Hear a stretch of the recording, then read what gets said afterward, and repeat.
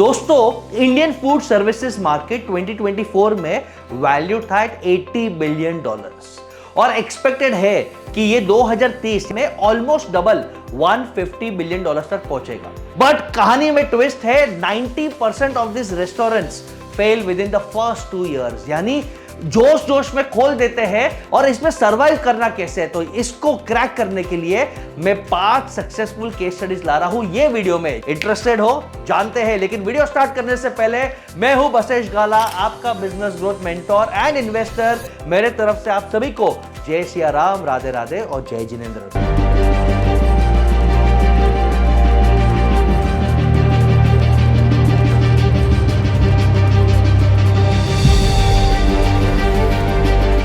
दोस्तों, video start करते हैं, अंडरस्टैंड करते हैं पहला स्टोरी, बिरयानी बाय किलो।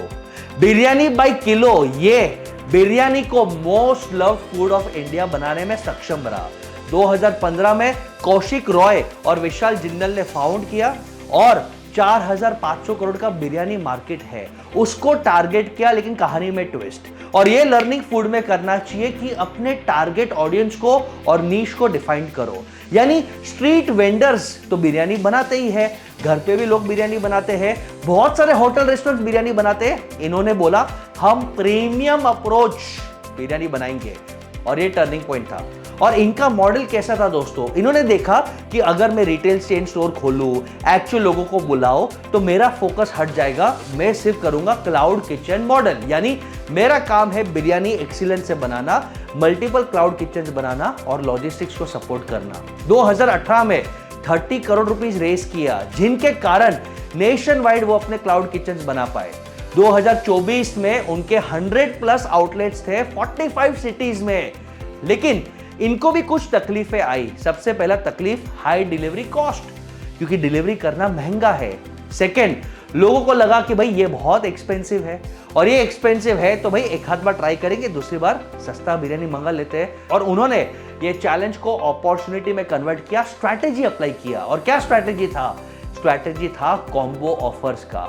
उन्होंने बोला कि भैया आप कॉम्बो ऑफर्स करो, और लॉयल्टी प्रोग्राम्स लॉन्च किया रिटेन कस्टमर्स करने के लिए, तो 90% कस्टमर्स का मन ललचा जाएगा, और यही क्रैक किया। अब सबूत क्या है?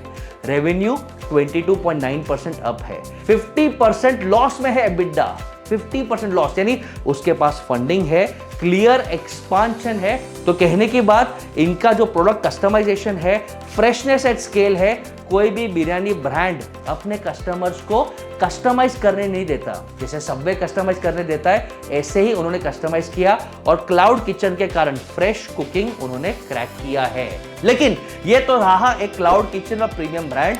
सेकेंड केस स्टडी में देने वाला हूं एक ठेले वाले का, कि कैसा एक स्ट्रीट फूड ब्रांड जो रोड साइड स्टॉल पे अवेलेबल था, आज 4,800 करोड़ का ब्रांड बन गया है। गेस करो, you are correct, it is Wow momos. भैया 2008 में सिर्फ 30,000 रुपीज के इन्वेस्टमेंट में सागर दरियानी एंड विनोद हुमागाई, इन्होंने वाव मोमोज चालू किया। और इनका मकसद यही था कि भाई एक प्रोडक्ट है मोमोज, आज इंडिया में पॉपुलर नहीं है, शायद नॉर्थ ईस्ट में पॉपुलर है, उसको बर्गर जैसा इंडिया में पॉपुलर बनाए। और उन्होंने इस पे कांस्टेंट इनोवेशन किया और मोमो बर्गर्स लॉन्च किए, तंदूरी मोमोज लॉन्च किए, जिसके कारण मोमोज एज अ प्रोडक्ट का एक्सेप्टेंस हो गया। और क्योंकि ये मार्केट में पहले थे, तो लोगों को लगता था मोमोज बोले तो वाव मोमोज। और कांस्टेंट उन्होंने फूड फेस्टिवल्स, मॉल्स में स्टॉल्स लगाकर अपने विजिबिलिटी पे काम किया, कि कस्टमर एक छोटा सा स्टॉल देखे तो उसके माइंड में हैमर उठ जाए, ये वाव मोमो है, ट्राई कर लेते हैं, सुना है, ट्राई कर लेते हैं, सुना है। और इसके कारण इनका सक्सेस हुआ।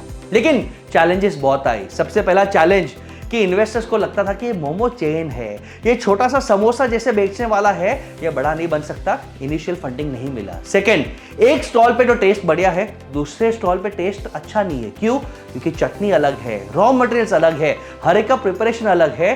तो इन्होंने ये चैलेंज को भी अपॉर्चुनिटी में कन्वर्ट किया, अपने लेसन से लर्न किया, और इन हाउस प्रोडक्शन यूनिट बनाया, सेंट्रलाइज किया, और अपने सप्लाई चेन को भी उन्होंने कंट्रोल किया। इसका नतीजा क्या है? एज ऑन 2024 480 करोड़ का रेवेन्यू है, 10x रेवेन्यू वैल्यूएशन मिला है, जो बहुत कम लोग को मिलता है। 4,800 करोड़ का वैल्यूएशन है और उनका प्लान है कि 2 साल के आसपास अपना आईपीओ लॉन्च करे और 1000 आउटलेट्स और टच पॉइंट्स को वो रूल करे। यानी एक छोटा सा ठेले वाला भी आईपीओ के जाने का सपना देख सकता है। भाई ये तो ठेले वाले का एग्जांपल हो गया, लेकिन इंडियंस को भूख लगता है तो उन्हें नाश्ता स्नैक्स चाहिए। और एक ऐसा एग्जांपल देने वाला हूं कि भाई 80,000 करोड़ का कंपनी बनाया एक छोटा नाश्ता स्नैक्स करने वाला। जी हां, मैं बात कर रहा हूं हल्दीराम्स का द भुजिया एम्पायर। 1937 में बीकानेर का छोटा सा भुजिया शॉप था। वो टाइम पे जहां पे कोई भी पैकेजिंग और हाइजीन के बारे में सोचता नहीं था, ये पैकेजिंग और हाइजीन के बारे में सोचते थे।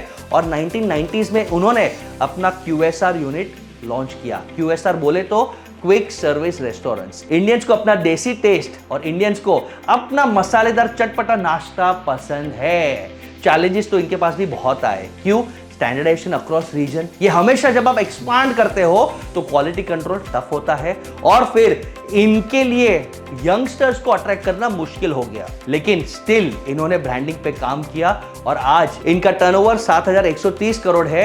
इंडिया के टॉप 3 FMCG स्नैक ब्रांड्स में आता है। तो इनकी स्ट्रेंथ कैसे है कि इन्होंने जैसे ही फ्रेंच फ्राइज मैकडॉनल्ड्स का नाम है, हल्दीराम भुजिया और सेवैया इसका नाम है, नाश्ते में काम किया और एक छोटा सा दुकानदार भी 85,000 करोड़ का कंपनी बना सकता है, ये प्रूव किया। और भैया फोर्थ केस स्टडी ऐसा दे रहा हूं कि भाई लोकल बिरयानी वाला आज ग्लोबल बन रहा है, जिसका नाम है डिंडीगुल थलप्पकट्टी, जो लोकल है। 1957 में नायडू साहब ने तमिलनाडु में इसे फॉर्म किया था और इसका फोकस एक ही था कि भाई डिंडीगुल स्टाइल बिरयानी यही ऑथेंटिक डिश देना है और लोगों को ऑथेंटिसिटी पसंद है। घर पे आजकल कोई मेहनत करता नहीं है, तो जब भी ऑथेंटिक डिंडीगुल स्टाइल बिरयानी लोगों को खाना है तो वो उनके आउटलेट पे जाते थे। 1957 से फॉर्म किया हुआ उन्होंने अपने क्वालिटी कंट्रोल और वैल्यूज को स्ट्रॉन्ग रखा और ब्रांडिंग किया the only original Dindigul biryani. धीरे धीरे जैसे वो फेमस हो गए तो वो तमिलनाडु से एक्सपांड किए और साउथ इंडिया के ऑडियंस को उन्होंने कैप्चर किया। लेकिन साउथ इंडिया के बियॉन्ड एक्सपांड करना उनके लिए चैलेंज था, क्योंकि दिल्ली में डिंडीगुल बिरयानी क्या है लोगों को पता नहीं है और सिमिलरली इंटरनेशनल एक्सपांशन वो कर नहीं पाए। लेकिन धीरे धीरे सोशल मीडिया ब्रांडिंग के कारण आजकल उनको क्रेज मिल रहा है और जहां कहीं भी साउथ इंडियंस इंटरनेशनली सेटल्ड है वहां पे भी एक्सपांशन हो रहा है, वहां पे भी एक्सपेक्टेड है इनका एंट्री। लेकिन आपको क्या लगता है, ये सक्सेसफुल है कि फ्लॉप है? भैया इनका टर्नओवर सुन लो और आप ही जज करो। 800 करोड़ का टर्नओवर, यानी एक लोकल डिश को बना के भी आप 800 करोड़ का टर्नओवर कर सकते हो। यानी हमेशा हमें लगता है कि फूड में सस्ता सस्ता डिस्काउंट हर बिजनेस में लगता है, लेकिन एक ऐसे ब्रांड की बात कर रहा हूं जिसने कभी भी 1 रुपया डिस्काउंट नहीं दिया, 1 रुपया ऑफर नहीं दिया। और वो ब्रांड का नाम है Theobroma, the luxury bakery that scaled. 2004 में कैनास मेसमैन ने इसे स्टार्ट किया था पैशन के लिए और उनका मिशन बहुत क्लियर था कि भाई premium hygienic high quality bakery experience देना है फॉर वैल्यू फॉर मनी। और वो बहुत क्लियर थे कि जैसे उनका केक्स पसंद आया तो धीरे धीरे वो हाई स्ट्रीट और मॉल में उन्होंने अपने प्रेजेंस को बढ़ाया, जिसके कारण विजिबिलिटी मिला।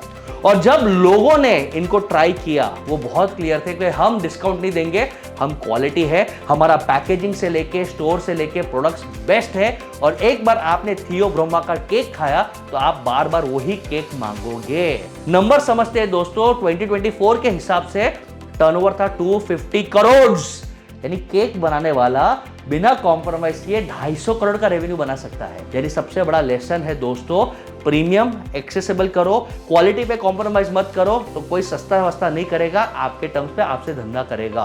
उम्मीद करता हूं ये वीडियो से बहुत सीखा हो और जो फूड एंटरप्रेन्योर्स इसे देखते हैं सबसे बेस्ट टेक अवे क्या लगा कमेंट्स में बताना और नेक्स्ट कौन से इंडस्ट्री पे केस स्टडी निकालूं वो मुझे कमेंट्स में बताना। Till then I am signing off, your business mentor, love and blessings.